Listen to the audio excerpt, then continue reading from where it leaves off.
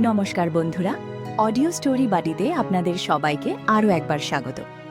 গত পর্বে আমরা শুরু করেছিলাম আমাদের নতুন ধারাবাহিক কাহিনী অপরিতা। প্রথম পর্বে আপনারা যেভাবে ভালোবাসা দিয়েছেন এবং আপনাদের প্রতিক্রিয়ার মাধ্যমে আমাদের উৎসাহিত করেছেন, তার জন্য আমি এবং আমার পুরো টিম আপনাদের কাছে কৃতজ্ঞ। প্রথম পর্বের সেই রহস্য আর আবেগের রেশ নিয়েই আজ আমরা নিয়ে এসেছি পর্ব 2। যারা আগের পর্বটি মিস করেছেন তারা আমাদের চ্যানেলের প্লেলিস্ট থেকে সেটি দেখে নিতে পারেন। আর আপনি যদি আজই প্রথম আমাদের চ্যানেলে এসে থাকেন, তবে পরবর্তী সব পর্বের আপডেট পেতে এখনই সাবস্ক্রাইব করে বেল আইকনটি অল করে রাখুন। তাহলে চলুন আর কথা না বাড়িয়ে প্রবেশ করা যাক অপরিতার আজকের পর্বে। ক্রিস এই নিয়ম শুনে আরো ক্ষেপে যায় আর চিৎকার করে বলে, অসম্ভব! এই আবার কি ধরনের রিচুয়ালস? অসম্ভব! এসব কাজ আমার দ্বারা হবে না। তোকে তো কিছু করতে হবে না, তুই শুধু দাঁড়িয়ে থাকবি, যা করার শ্রী করবে। যেই করুক, পাওয়াটা তো আমার। এসব নিয়ম আজকের দিনে কে মানে বলো তো? শ্রীনিকা এসব করবে কেন? ওর কি কোনো আত্মসম্মান নেই নাকি? এই কথা বলে ক্রিস শ্রেণিকার দিকে তাকায়। শ্রী কি বলবে বুঝতে পারছে না, যদিও শ্রীয়েরও এই নিয়ম ভালো লাগেনি। তবুও বুঝতে পারে না কি বলবে। মৃণালিনী এগিয়ে এসে বলে, ও কি বলবে? সব নিয়ম তো তোদের মঙ্গলের জন্যই হচ্ছে। শ্রী বাধ্য মেয়ে, ও এসব কাজ করতে অস্বীকার করবে না। এই কথার পর স্ত্রীর আর কিছু করার থাকে না। স্ত্রী সম্মত হয় নিয়ম পালন করতে, কিন্তু কৃষ রাজি হয় না। তখন শেষে মৃণালিনীর অনেক অনুরোধে রাজি হয়। স্ত্রী কৃষের পা ধুয়ে তার ঢেউ খেলানো ভ্রমরের মতন কালো চুল দিয়ে পা মুছিয়ে দেয়, আর কৃষ পা দুটো সিটিয়ে দাঁড়িয়ে থাকে, যা দেখে ঘরের বাকিরা হাসতে শুরু করে। তারপর দুজনকে মিষ্টি খাইয়ে দেয়। এখানেই সব আচার অনুষ্ঠান শেষ হয়। গল্প কেমন লাগছে? ভালো লাগলে ঝটপট একটি লাইক দিন।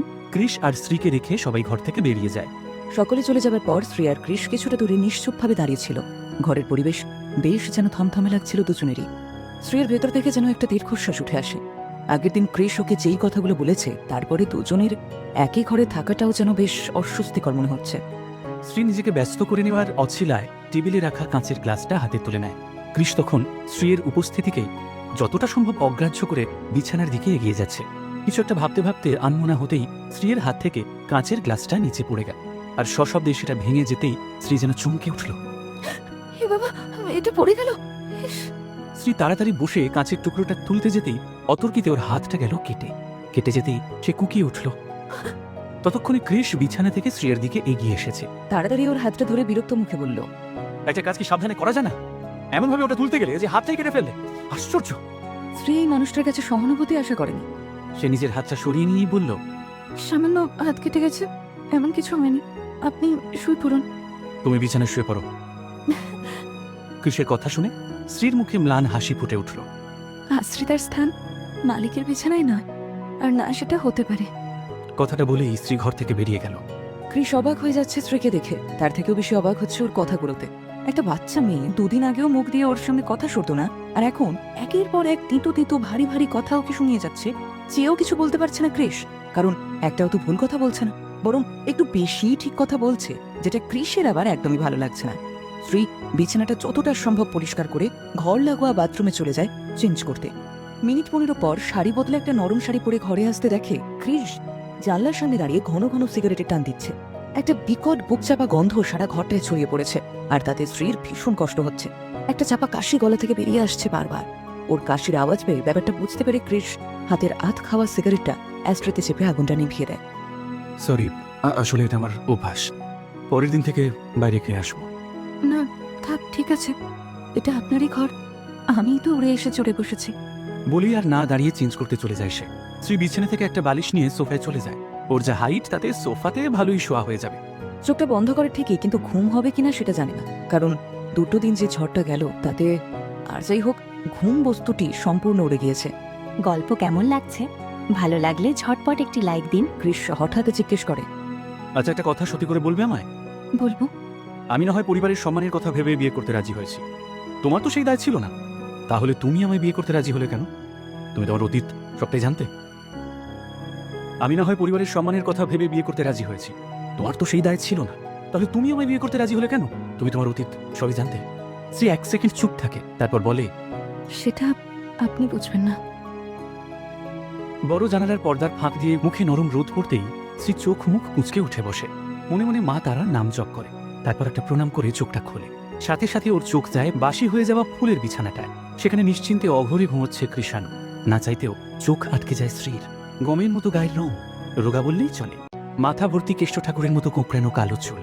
মুখে মানুষটার ঠিক ছোট্ট শিশুর মতো একটা অসম্ভব মায়া লেগে আছে। হয়তো ঘুমোচ্ছে বলেই এমনটা লাগছে দেখতে, কারণ স্ত্রী জানে চোখ খুললেই তার চোখে ধরা দেয় শুধু রাগ। কপালের 2-3টে ভাঁজই যেন তার সবসময়ের সঙ্গী। সারাদিন যদি একটা কথাও না বলতে হয়, হয়তো তাতেই বেশি খুশি হবেন তিনি। স্ত্রী চোখ সরিয়ে মাথাটা একবার নাড়িয়ে মেঝেতে প্রথম প্রণাম করে বাঁ পাটা আগে ফেলে সোফা থেকে উঠে দাঁড়ায়। এটাই তার ছোটবেলার অভ্যাস, বাবার কাছেই শেখা। বাবাকে দেখতো এভাবে সকালে উঠতে, আর তা দেখে দেখে নিজেও তার নকল করত। তারপর খুব ধীরে চাপা পায়ে এগিয়ে যায় কাঠের আলমারিটার দিকে। চাবি ঘুরিয়ে দরজাটা খুলতে একটা ক্যাচ করে আওয়াজ হয়, আর তাতে স্ত্রী ভীত সন্তস্ত্র চোখে প্রথমেই বিছানার দিকে তাকিয়ে দেখে। না, এই শব্দে কৃষির ঘুম ভাঙেনি, বরং একটু পাতলা হয়েছে, যার ফলে পাশবালিশটা জড়িয়ে অন্য পাশে ফিরে আবারও গভীর নিদ্রায় মগ্ন হয়। একটা স্বস্তির শ্বাস ফেলে খুব সন্তর্পণে একটা শাড়ি আর প্রয়োজনীয় জিনিস নিয়ে আস্তে করে পাল্লাটা ভেজিয়ে বাথরুমের দিকে চলে যায়। বাথরুমের আয়নায় নিজের মুখটা একবার ভালো করে দেখে নেয়। শীতের সিঁদুরটায় কালচে রং ধরেছে। সদ্য বিবাহিতা রমণীরা ফুলশয্যার পরের দিন যেসব চিহ্ন দেখতে পায় শরীরে, তার কোনোটাই স্ত্রীর শরীরে নেই। তার আশাও স্ত্রী করেনি। পরনের পোশাক খুলে শাওয়ারের নলের প্যাঁচ ডান দিকে ব্যাখাতেই একটা ঠান্ডা জলের ধারা এসে পড়ে ওর মাথার উপর। সাথে সাথে স্ত্রীর শারীরিক ও মানসিকভাবে ক্লান্ত চোখ দুটো ভালো লাগার আবেশে বন্ধ হয়ে যায়।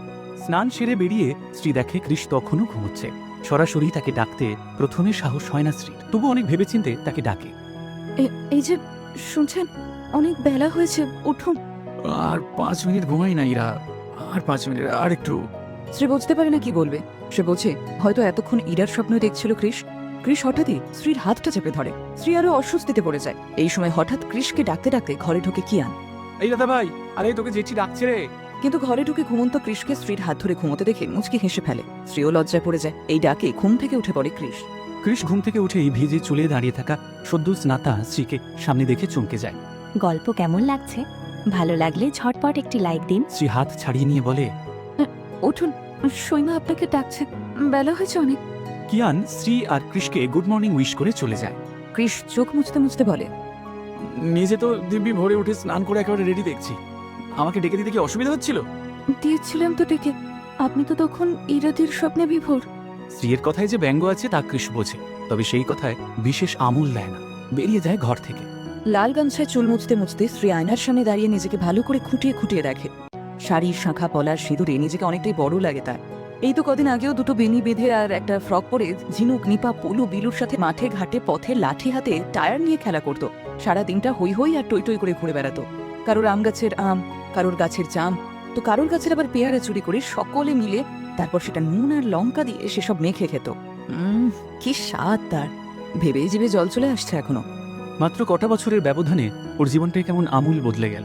নিজের গ্রাম ছেড়ে একা একা কলকাতা শহরে আসা, তারপর এই বাড়ির আশ্রিতা হয়ে থাকা, সইমায়ের মতো মানুষের স্নেহের সান্নিধ্য পাওয়া, আর সেখান থেকে হুট করে আজ এই বাড়ির বউ হওয়া। কি আশ্চর্য জীবনটা, কত অপ্রত্যাশিত ঘটনায় ভরা। 2 দিন আগেও জীবনের ভাবনাগুলো ছিল একেবারে আলাদা, আর আজ স্ত্রী এরই মধ্যে রান্নাঘরে এসে সকলের জন্য জল খাবার বানাতে শুরু করে দিয়েছে।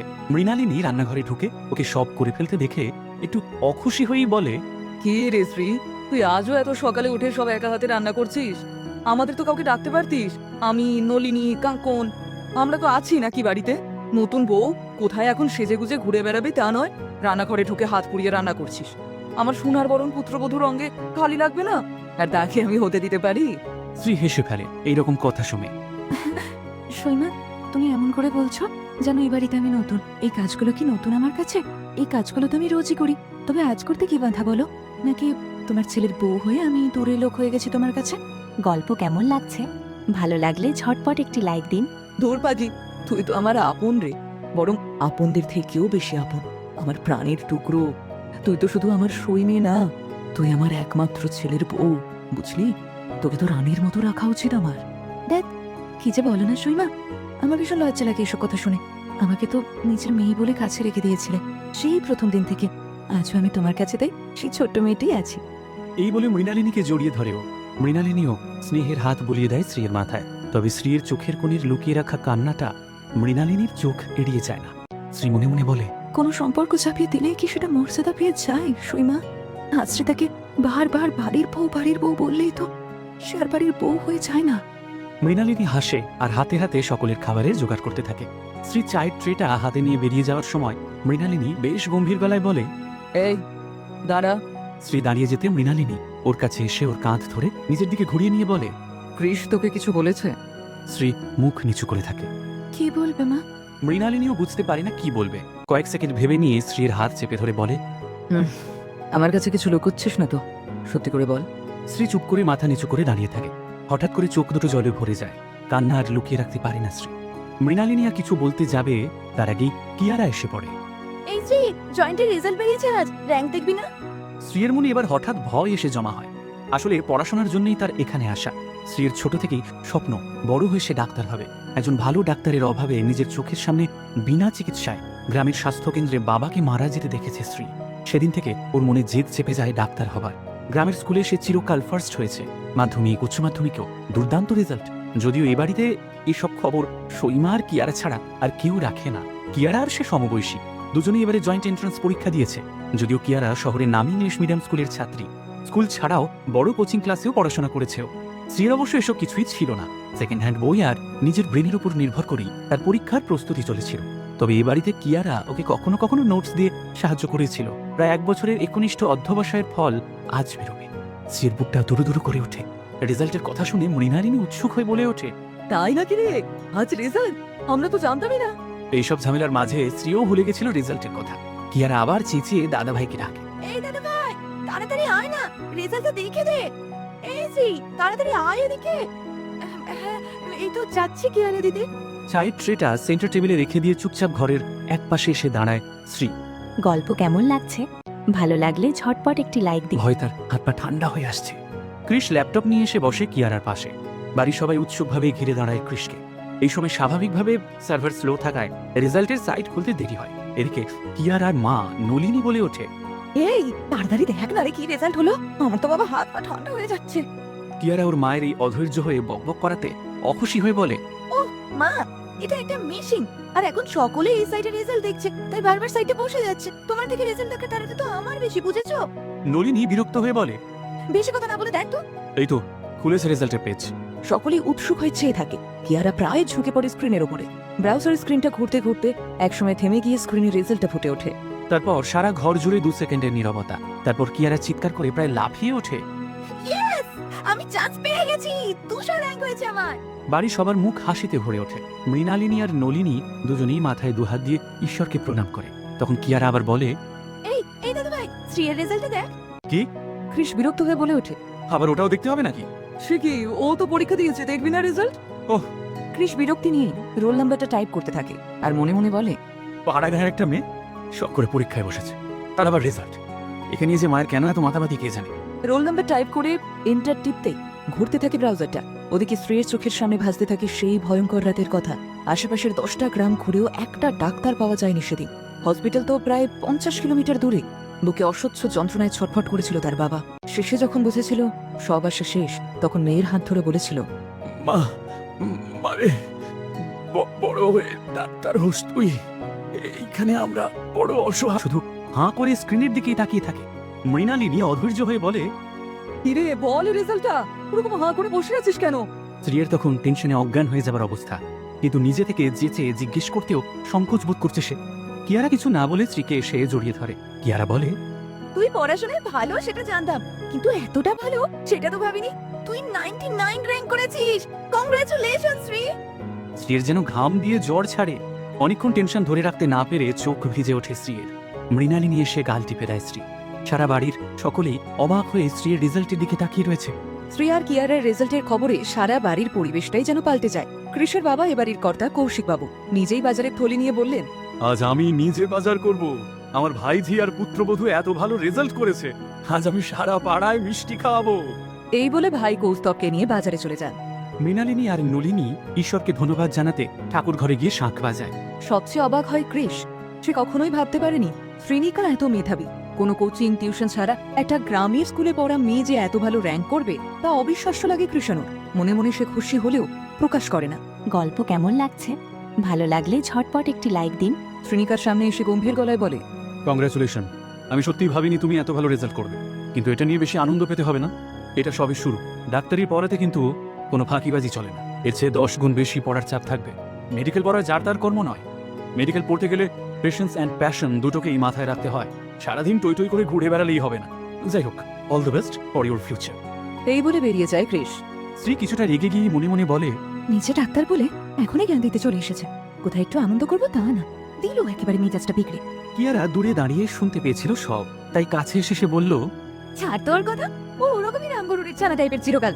এই কথা শুনে দুজনেই হো হো করে হেসে ওঠে। তবে কি জানিস, আমার কিন্তু তোর রেজাল্ট দেখে খুব মন খারাপ হয়ে গিয়েছিল। আমি কখনো ভাবিনি যে তুই আমার থেকেও ভালো রেজাল্ট করবি।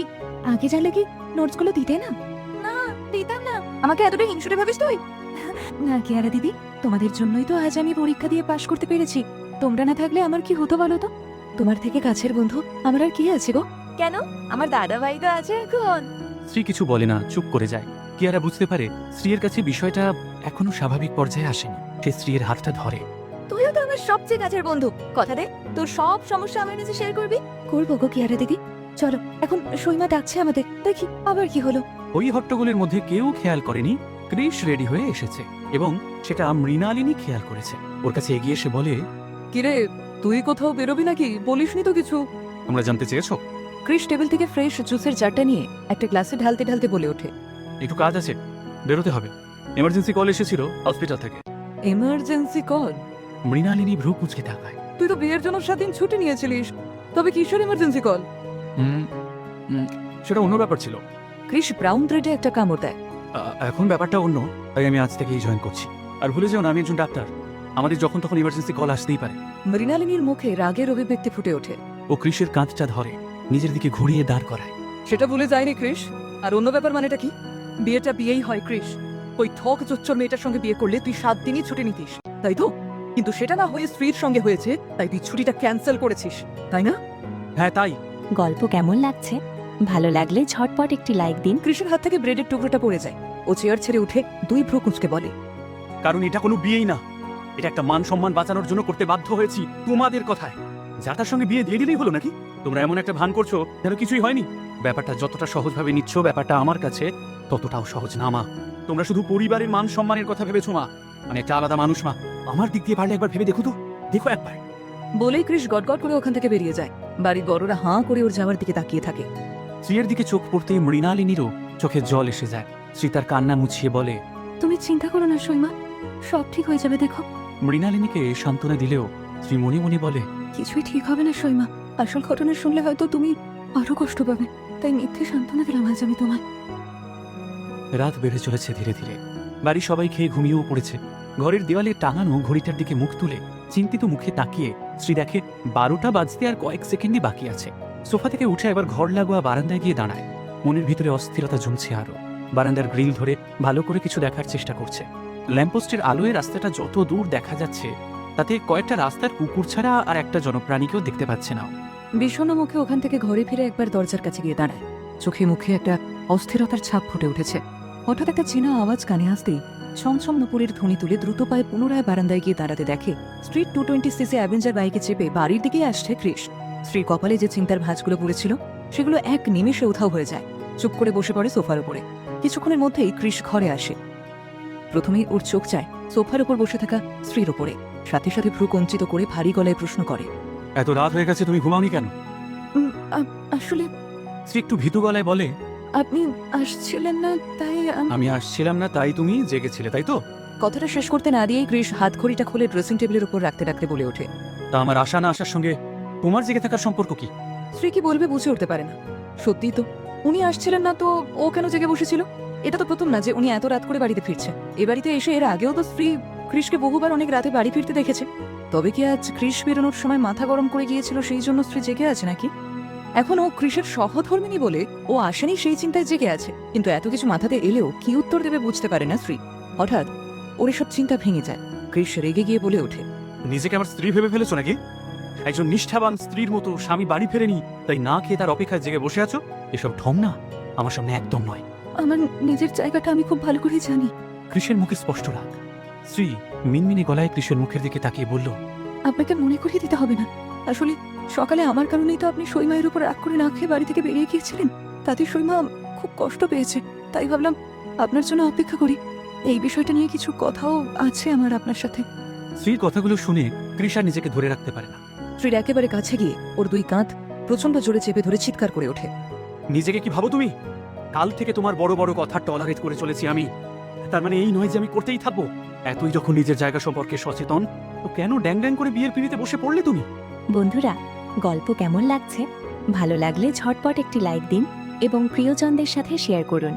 আর অডিও স্টোরি বাড়িতে আপনি নতুন হলে অবশ্যই সাবস্ক্রাইব করে রাখুন এমন আরও গল্প শোনার জন্য। চলুন পরেরটুকু শোনা যাক। কৃষের হাতের চাপের সাথে এমন আক্রমণাত্মক ভঙ্গি দেখে স্ত্রীর দুই কাজল কালো চোখ জলে ভরে ওঠে। ও কিছু বলার আগেই কৃষ আবার গর্জে ওঠে। নিজেকে এতটা ইম্পর্টেন্স দিও না। আমার লাইফে তোমার কোনো ভ্যালু নেই। আর তুমি কোথাকার কে যে আমার আর আমার মায়ের মধ্যেকার ব্যাপারে কথা বলতে এসেছো? কৃষের বলা কথাগুলো স্ত্রীর মুখে ধাক্কা খায়। ওর পিসির জোর আর সহ্য করতে পারে না স্ত্রী। কিন্তু বেশ কঠিন চোখে কৃষের দিকে তাকায় এবং বলে ওঠে, কাঁধটা ছাড়বে? আমার ভীষণ লাগছে।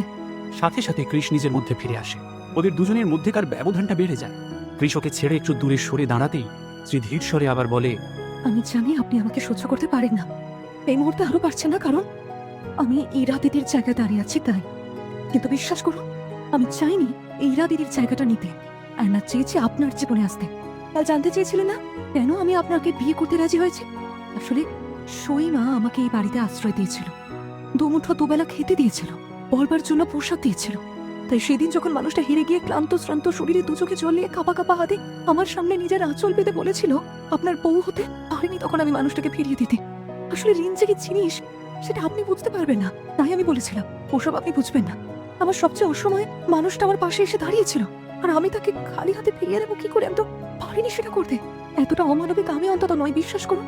যদি হতে পারতাম তাহলে হয়তো এই মুহূর্তে এই বাড়ি ছেড়ে আমি বেরিয়ে যেতাম।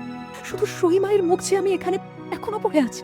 এতক্ষণে স্ত্রীর টলটলে চোখের জল গাল ছাড়িয়ে চিবুক বেয়ে বুকে গড়িয়ে পড়েছে। কৃষ আর কিছু বলে না।